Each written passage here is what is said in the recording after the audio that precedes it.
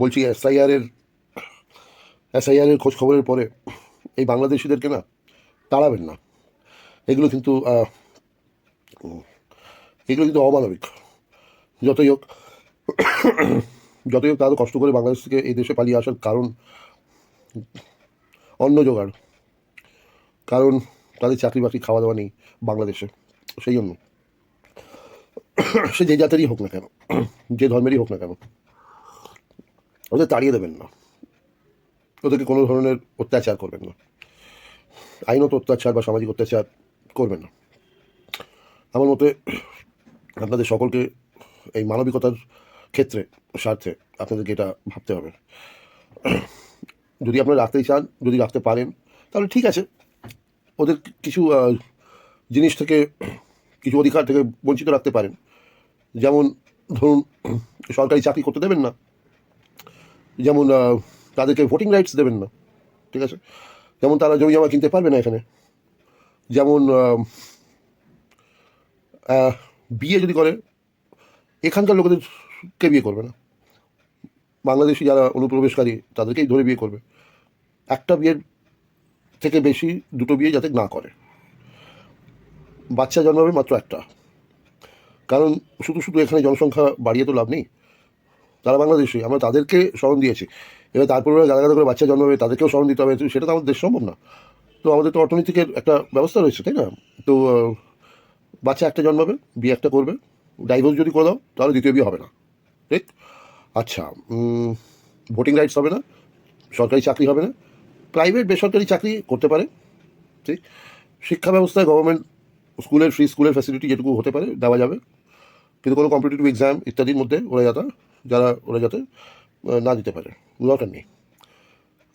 তাদের এখানে সিটিজেনশিপ দেওয়ার কোনো ব্যবস্থা থাকবে না, সিটিজেনশিপ থাকবে না, তারা রিফিউজি হয়ে থাকবে সারা জীবন, ঠিক আছে? তাদেরকে তাড়াবেন না।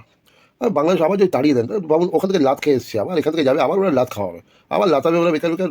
মানুষ তো আপনার ভাবুন, মানুষের সঙ্গে একটা সমবেদনা নেই আপনাদের? কী করেন না আপনারা? দেখুন, এটা এটা মানে ভালোর জন্য বলছে, সে নারী হোক, পুরুষ হোক, হ্যাঁ, বদমাইশ হোক, চোর হোক, উচাক্কা হোক, যে কোনো ধর্মের হোক, প্রজাতির হোক, মানে যতই হোক মানুষ তো। আমাদের তো এটা বুঝতে হবে যে ভাই, এটা মানুষ ওখান থেকে পালিয়ে এলো কেন, ঠিক আছে? যেহেতু ইলিগাল মাইগ্রেন্ট, সুতরাং ওদেরকে ইলিগাল মাইগ্রেন্টের একটা কার্ড দিয়ে দিন, আরে তোমরা ইলিগাল মাইগ্রেন্টের একটা কার্ড থাকবে, হ্যাঁ। এই লোকগুলো থাকলে লাভ আছে দেশে। কী লাভ আছে অল্প স্বল্প, যাতে ওদের ওদের ওদের ব্যবস্থাটাও আমরা তৈরি করতে পারি। এটাকে যে 100 দিনের কাজের দিনমজুরি লোক পাবেন, ঝাড়ুদার, জমাদার, ম্যাথর, ডোম, এগুলোর কাজের জন্য ওই লোকগুলোকে পাবেন আপনারা। এই খাল কাটা, পুকুর কাটা, হ্যাঁ, এইসব মিস্ত্রি জোগাড়ের লোক, এগুলো এগুলো করতে আসবে। এগুলো ঠিক আছে, ওরা গরিব মানুষ, ওদের থেকে কাজ করেন, ওদেরকে দিয়ে কাজ করেন, ঠিক আছে? তো এই কাজের লোকগুলো পাবেন। সুতরাং বাংলাদেশিদেরকে বা পাকিস্তানি বা আফগানিস্তানি বা বার্মা থেকে যতই রোহিঙ্গা ফোহিঙ্গা যে যে জাতের যে ধর্মেরই হোক না কেন, যারা এসছে, মানে আমাদের দেশে যারা সিটিজেন, তাদের কথা ছেড়ে দিলাম, এর মধ্যে অনেক কিছু রয়েছে ক্যাটাগরিজ, শুধু এদেরকে একটুখানি তাড়িয়ে দেবেন না। তাড়িয়ে দেওয়াটা আমার মনে হয় ঠিক না।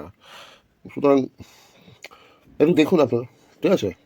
আচ্ছা, ধর্মের ভিত্তিতে কোনো ধর্মস্থান তৈরি করতে পারবেন না, ধর্মস্থান তৈরি করা যাবে না। ধর্ম পালন করুন নিজের থেকে, চুপচাপ, যেমন যেখানে যেখানে যে যে ধর্মস্থান আছে সেখানে গিয়ে নিজের ধর্ম পালন করুক, কিন্তু নতুন করে ধর্মস্থান তৈরি করার দাবা থাকবে না, দাবি কিছু থাকবে না। এই দেশে আমাদের দাবি করলে চলবে না, আমার অধিকার আছে, আমি এত বছর ছিলাম, এই ছিলাম, ওই ছিলাম, ওসব না, ঠিক আছে? অন্তত অন্তত হ্যাঁ, যেমন এসআইআর 20 বছর পর হচ্ছে না, 2002-তে হয়েছিল, তারপরে 2025, 20 বছর অ্যাপ্রক্সিমেটলি। তো 20 বছর পর আবার যখন এসআইআর হবে, তখন নতুন আইন হিসেবে, নতুন ভাবনা চিন্তা হিসেবে, তাদের বাচ্চা কাচ্চা যখন বড় হবে তখন নতুনভাবে ভাববেন যে এরা এরা কোনো ধরনের ঝুট ঝামেলা বা ইলিগাল অ্যাক্টিভিটি করেনি তো। যদি ইলিগাল অ্যাক্টিভিটি না করে থাকে, পুলিশের যদি কোনো রেকর্ড না থাকে, সুস্থভাবে যদি সমাজে এরা থেকে থাকে, তাহলে এদের পরবর্তী প্রজন্ম যারা, তাদেরকে তাদের ভালো ব্যবস্থা করার জন্য দেখা যেতে পারে। তারা 20 বছর পর তাদের মানসিকতা অনেকটা পরিবর্তন হয়ে যাবে, উন্নত হয়ে যাবে, ভারতীয় হয়ে যাবে। তখন ওই প্রজন্মকে আপনারা ভালো চাকরি, ভালো ব্যবস্থা জোগাড় করে দিতে পারেন। এখন যারা অনুপ্রবেশকারী তাদেরকে এইসব দিক থেকে বঞ্চিত রাখুন। নো ভোটিং রাইটস, নো সরকারি চাকরি, নো বিয়ে শাদির ফ্যাসিলিটি, একটা বেশি দুটো হবে না, নিজের লোকের বাংলাদেশ অনুপ্রবেশকারীদের সঙ্গে বিয়ে করতে হবে, একটা বাচ্চার বেশি হবে না। আর ইত্যাদি ইত্যাদি আপনারা ভাবতে পারেন। আপনারা ইন্টেলিজেন্ট আছেন, ভাবুন না কী আছে, আমাদের সব কিছু বলে দিতে হবে, এগুলো ভালো লাগে না।